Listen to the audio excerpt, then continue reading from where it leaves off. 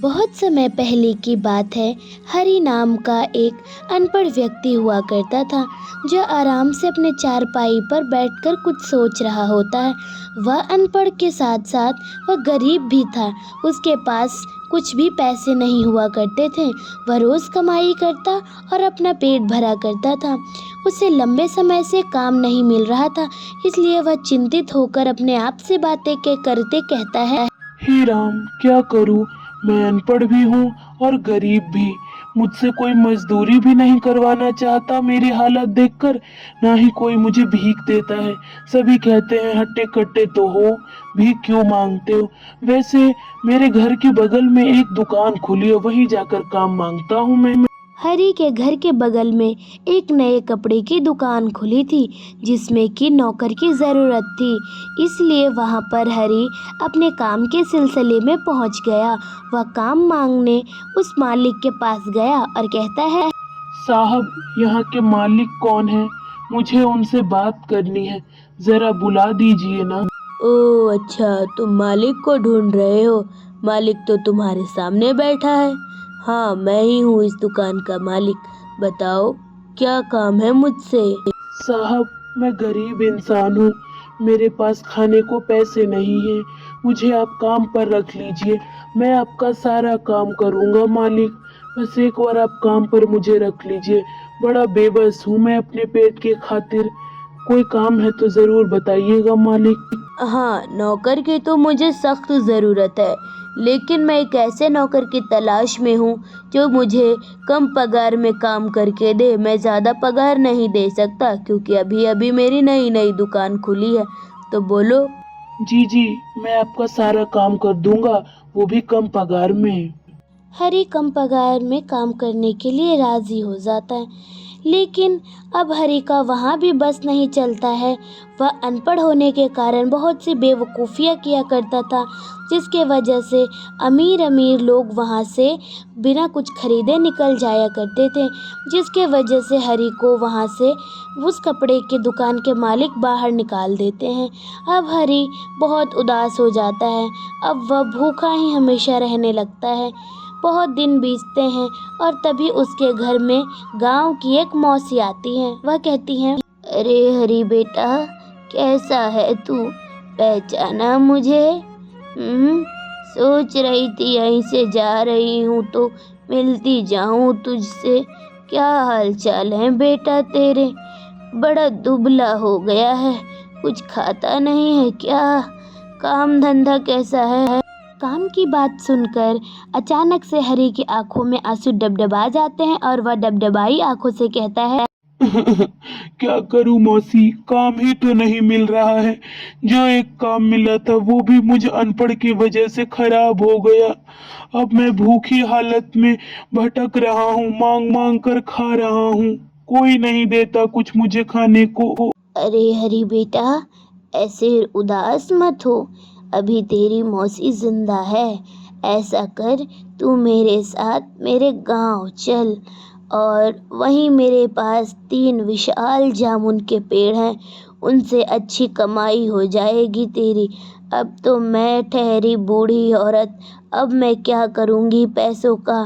अब जितने पैसे तू कमाएगा उतने में से थोड़े मुझे दे देना तू, बाकी के रख लेने। धन्यवाद मौसी आपका। आपने मुझ गरीब पर बहुत दया की है। आपको बहुत बहुत धन्यवाद। बताइए क्या क्या काम करना पड़ेगा मुझे, मैं सारा काम कर दूंगा। आप अरे सारी बातें यहीं रहकर करोगे क्या?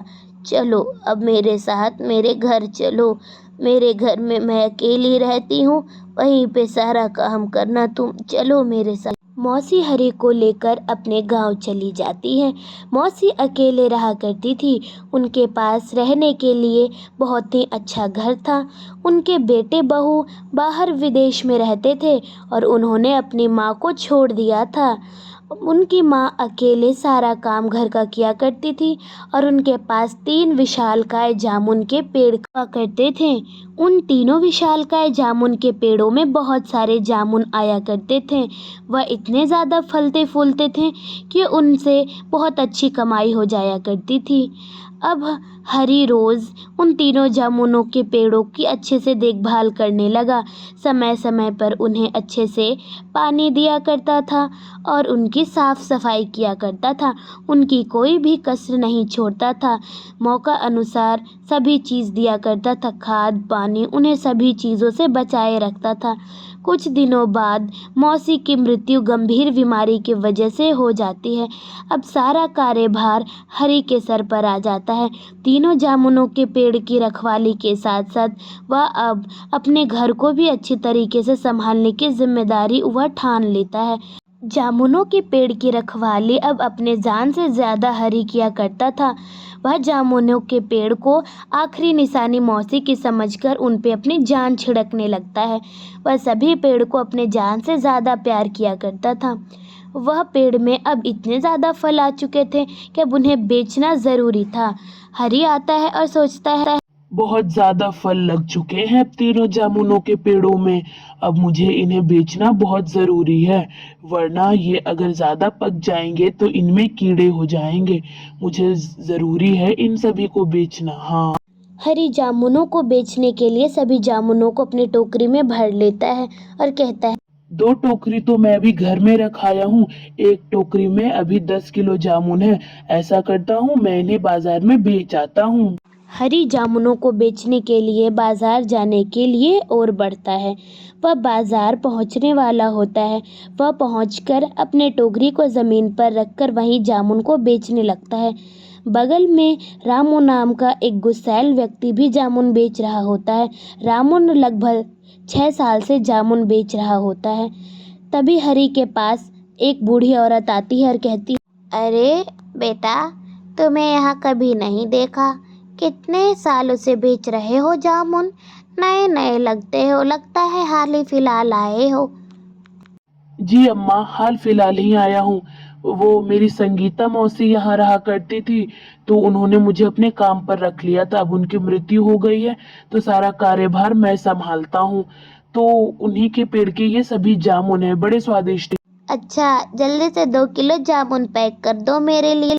वह बूढ़ी औरत जामुन को लेकर वहां से चली जाती है। धीरे धीरे कर कर बहुत सी औरतें, महिलाएं आती हैं और जामुन खरीद कर चली जाती हैं। हरी के तो सारे जामुन बिक जाते हैं, पर रामू के एक भी जामुन नहीं बिकते हैं। वह गुस्से में आकर लाल हो जाता है और कहता है, ये क्या हुआ? मैं 6 साल से जामुन बेच रहा हूँ और आज ये 2 दिन का आया हुआ आदमी सारे जामुनों को बेच देता है। मेरी दुकान से तो किसी ने एक जामुन तक नहीं खरीदा। मैं ऐसा नहीं होने दूंगा। मैं तुम्हारे सारे जामुनों के पेड़ को आग लगा दूंगा। तुमने मेरी नौकरी छीनने की कोशिश की है, यही तो मेरी रोजी रोटी है। मैं तुम्हें ऐसा हरगिज नहीं करने दूंगा, समझे हरी के बच्चे। बहुत सी जली कटी बातें वह अपने आप से कहता है और रात जब हो जाती है तो वह अपने हाथ में एक जलती हुई मशाल लेकर आता है और जामुनों के पेड़ को आग लगाने लगता है। वह सभी जामुनों को पेड़ को आग लगाने में सक्षम हो जाता है। वह आग लगाकर वहां से तुरंत ही निकल जाता है।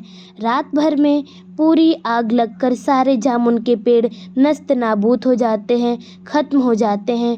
हरी आकर चिंता में पड़ जाता है और कहता है, अरे बाप रे, हे भगवान, सारे जामुन के पेड़ इतनी बुरी तरीके से कैसे जल गए? मैंने तो यहाँ पर कल रात को कोई आग नहीं देखी थी, तो ये सब कैसे हो गया? हरी फूट फूट कर रोने लगता है। सारे जामुन के पेड़ जल जाते हैं, लेकिन उन्हीं सब 20 जामुनों में से एक जामुन बच जाता है और वह कहता है, अरे हरी भैया, आप क्यों रो रहे हैं? मुझे पता चल गया है कि आप क्यों रो रहे हैं। कहीं आपके रोने की वजह मैं तो नहीं? बताइए बताइए, हाँ बोलिए कुछ। जामुन की आवाज सुनकर वह अचानक से घबरा जाता है और कहता है, अरे अरे, ये आवाज कहाँ से आई? यहाँ पे तो कोई भी नहीं है। अरे, ये आवाज यहाँ से आ रही है।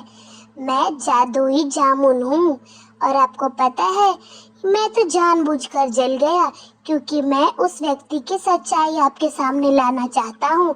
मैं जल गया हूँ, लेकिन अभी मैं तुरंत आपके सामने सभी पेड़ों में वापस से आ जाऊंगा। मैं जादुई के साथ साथ जो मुझे नुकसान पहुंचाने की कोशिश करता है उसका मुंह तब तक काला हो जाता है जब तक आप उसे नहीं देख लेते। जिसने भी मुझे नुकसान पहुंचाने की कोशिश की उसका मुंह काला हो जाएगा। जादुई जामुन का पेड़ ये कहता है और तभी वहाँ पर सारे पेड़ों में जामुन भर जाते हैं। तभी हरी कहता है, ओह, तो सच में तुम जादुई जामुन का पेड़ हो। मुझे तो विश्वास नहीं हो रहा है कि मैं एक जादुई जामुन का पेड़ का मालिक हूँ। तो बताओ किसने लगाया है आप? रामू भैया, ये आग मैं तो नहीं बता सकता किसने लगाया, लेकिन वह आपसे माफी मांगने जरूर आएगा और उसका मुंह पूरा काला हो जाएगा। जब तक वह आपसे माफी नहीं मांगेगा तब तक उसके मुंह पे वो काला दाग हमेशा के लिए रह जाएगा। वह अभी आता ही होगा आपसे माफी मांगने। जादुई जामुन ये बातें कहकर अदृश्य हो जाता है। वहाँ पर तभी रामू आता है और कहता है, ओ, तो तुम ही हो मेरे पेड़ को आग लगाने वाले। तुम ही ने मेरे सारे जामुनों को नष्ट करने की कोशिश की थी। पर ऐसा क्यों किया था तुमने? मैंने तो तुम्हारा कुछ भी नहीं बिगाड़ा था। देखो तो कैसे मुंह काला होया है। मुझे माफ़ कर दीजिए हरी भैया।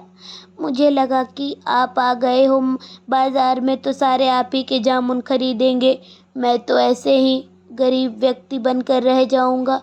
मेरे तो बीवी बच्चे हैं, मैं क्या करूं? इसलिए मैंने सोचा आपके जामुनों को पेड़ को नष्ट कर देता हूं। मुझे माफ़ कर दीजिए। अब से मैं ऐसा कुछ भी नहीं करूंगा जिससे आपको तकलीफ़ हो। मुझे माफ़ कर दीजिए। रामू माफ़ी मांगने लगता है। हरी बड़ा दिल रखकर उसे माफ़ करने की सोचता है। वह कहता है, ठीक है, मैं तुम्हें माफ कर देता हूँ, लेकिन अब से तुम किसी को भी नुकसान मत पहुंचाना। अगर तुमने दोबारा किसी को नुकसान पहुंचाने की कोशिश की तो तुम्हारे शकल पे ये जो काली कारिक पुती है ना, वह जिंदगी भर के लिए रह जाएगी। इसलिए अब से तुम ऐसी कोई भी बेवकूफी मत करना। धन्यवाद हरी भैया, आपका बहुत बहुत धन्यवाद। वहाँ से रामू धन्यवाद बोलकर चला जाता है। तो कैसी लगी कहानी ज़रूर बताएं एंड सब्सक्राइब।